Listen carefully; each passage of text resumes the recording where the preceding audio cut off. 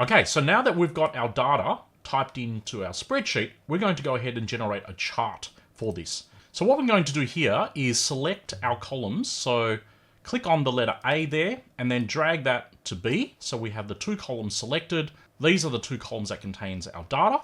Once we have that selected, we're going to go up to Insert and then this bar looking chart there and then select 2D column.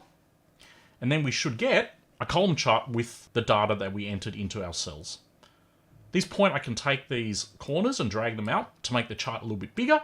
And you can see we have a chart title, we have the vertical axis showing the number of locations, and the horizontal axis containing the restaurants that we have. So I'm going to go through, first thing is just change the title of the chart. So if I select number of locations there, and then I can type in what I would like. So let's say top 5 fast food restaurants in Australia in 2025.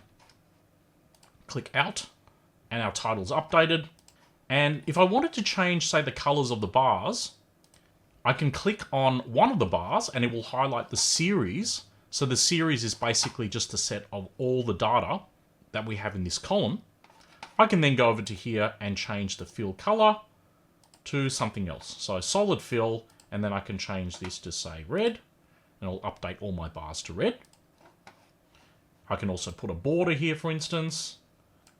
Maybe change it to a blue border and make it very thick. Okay. And if I wanted to just change one bar, let's say I really liked Subway and I wanted to call that out, well, instead of just when you click on it once, it will select all the bars, as you can see there. If I click on it again, it should now just highlight that one bar, and I can then use that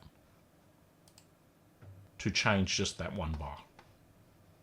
I can also show data labels next to the columns as well.